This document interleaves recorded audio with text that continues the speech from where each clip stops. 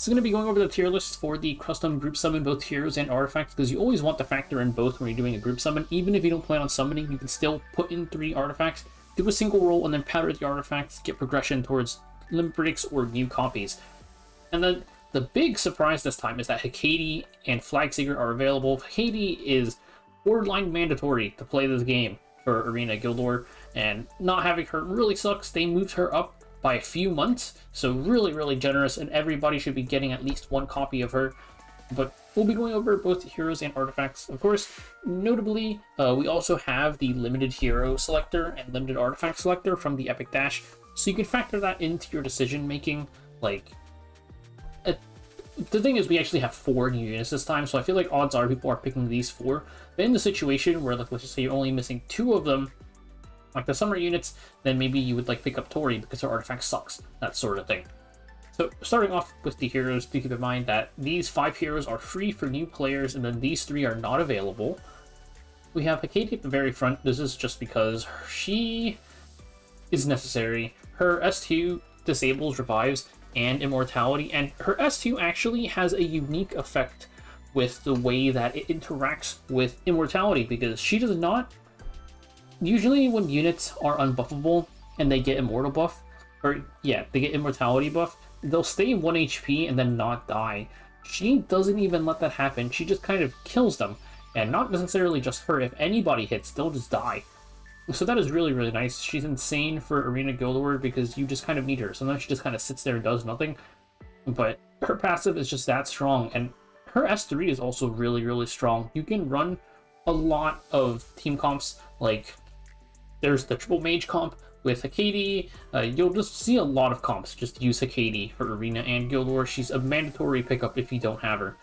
Argent Waves Hua Young, she's actually not that strong. She's probably over here or here for usage, but the reason she's up here is because of Summer Photogenic, which we'll talk a bit more about later. Summer Photogenic itself is just such an insanely strong artifact that she needs to be on your banner. It doesn't matter, because you need like 2 or 3 copies of Summer Photogenic. For Hua Young herself, she's kind of been pushed out of usage, so you still get, I think, decent usage out of her in Guild War. You want an activator for her, somebody who gives her Vigor buff. That's a Rom, that's Bunny Dom, and not really Conch Lilius anymore, but she does also give Vigor. She does insane damage to the highest def unit, and then AoE, Big Boom, CR push the backline. So really nice for fighting into stuff, like if you're doing B-Dom into the rare Renock defense, Renock will do her thing, or RNL will do her thing.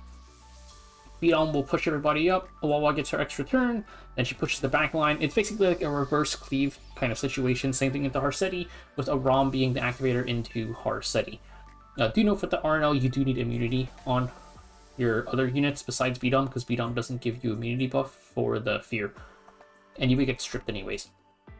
So now let's, or you wouldn't get stripped because of the skill effect. No, yeah, it's just you need immunity.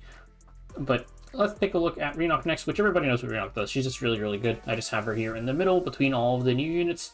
She's just really good for RTA because of her high base speed and good damage. Then we have a Rom. She's a Harseti counter for the most part. Her S2 gives Vigor, activates Summer Hua Young, and then Summer Hua will do her whole thing. And then besides that, she does have like her S3, which resets all cooldowns. Really nice for PvE. Lets you do some kind of funny things in harder PvE content. You can also do a few one-shots with her if you want to do fast clears, like fast 2-mans instead of slower 1-man solo teams. She's really nice for that. She's popped up in Hollow Trials a couple of times if you're into that sort of thing as well. Just a pretty strong PvE unit because of her relatively unique mechanic.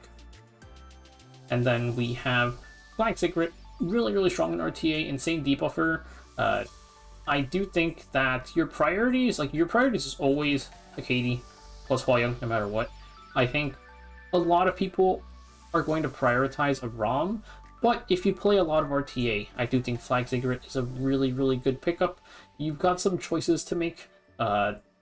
It's hard to say whether I would go Rom or Flagseeker if you're primarily RTA. I do think if you play like mostly everything, you probably want a Rom more, but that's just me personally. And then we have the stuff down here, which I'm not going to go super in-depth into because I already kind of went over it in the limited selector. But we have Tori, good into int. She's anti-evasion. She is resistant to debuffs turn 1. She's not like as insanely strong as she was a while ago, but she's still used a decent bit.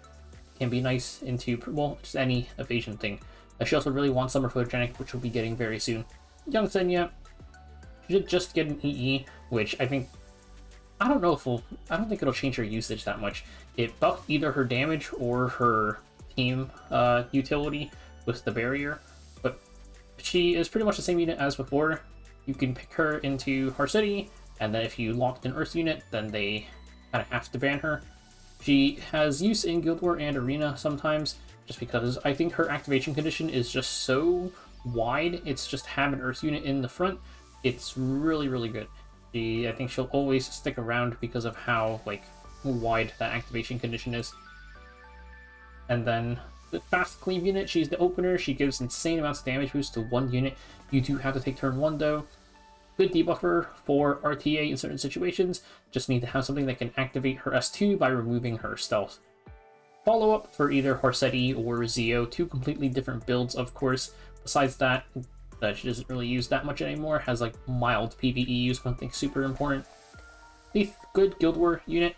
She does require really, really good gear, I think, for just both her and her teammates. So she can be a bit hard to use, but if you can use her properly, she's really, really strong.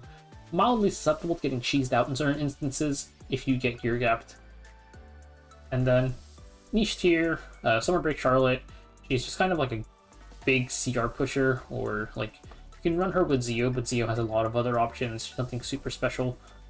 Debuff follow-up, she does a bunch of things if you debuff somebody, and that's about it. Gal Lilius, big single target nuke. There's the replacements for PvE, mainly Genesis Ross exists now, which is not super, super important. And then Landy, I kind of only have her up here just so this tier isn't that cluttered. I don't want having a second crow, you know? But she is technically not, like, useless.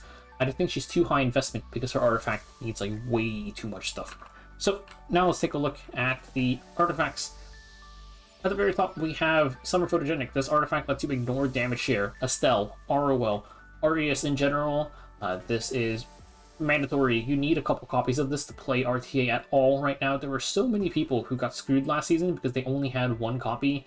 Don't let that be you. You're probably going to want 2, 3. I don't know if you can justify going for more because that's a lot of bottles, but you're going to want a couple copies. And this is Summer Hwa-Young's artifact, of course.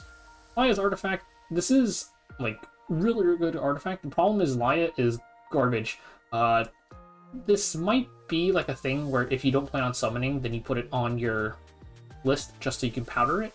But, yeah, it's kind of hard. Even though it's an S tier artifact, it's hard to justify summoning for it. I think you definitely want to prioritize getting more units. You can get this from the limited selector instead.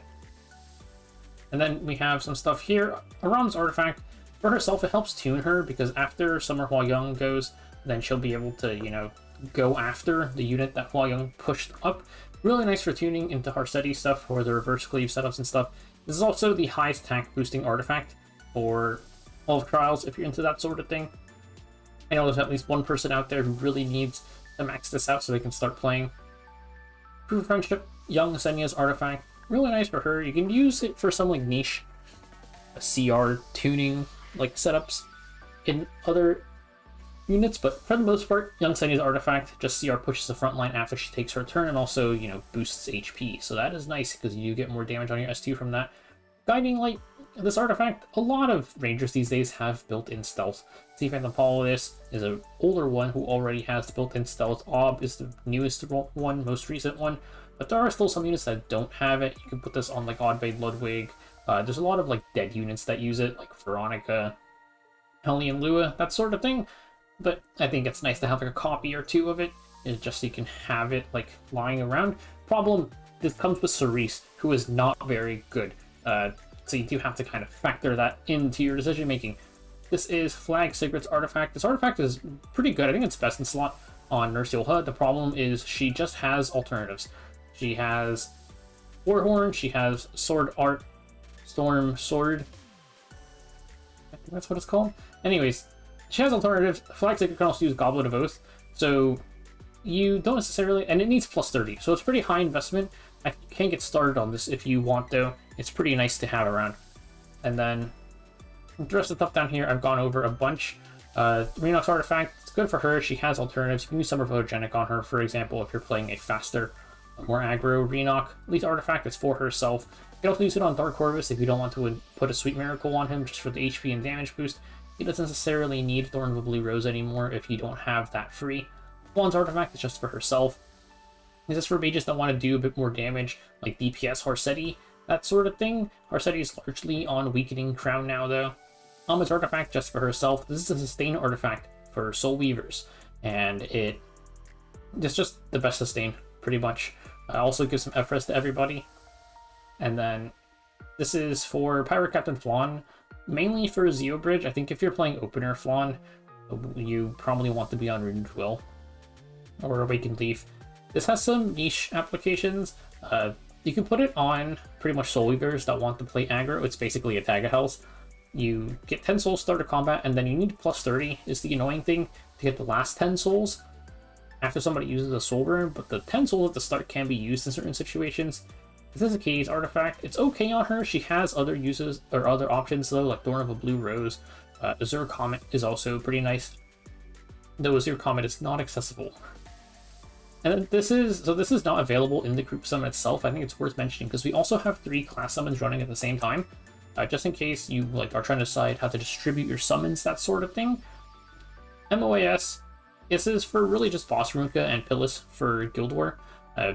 Boss Runka is not really used in RTA, but it's the Def version of 3F. Cure All Magic Wand, aka Guardian Ice Crystals. The healing on this is a bit more reactive, and it's a bit hard to use sometimes, just because of you might just get one shot anyways, and if you're getting chipped down and then get hit big, it can just not proc.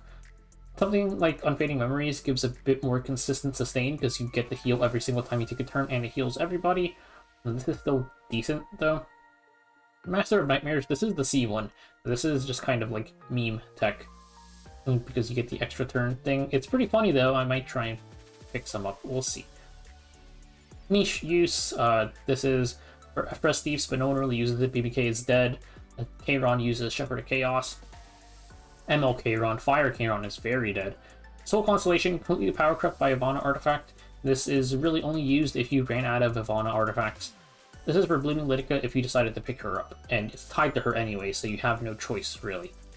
And then a bunch of stuff down here is pretty much whatever. These are the ones not available, and these are free, which I forgot to mention.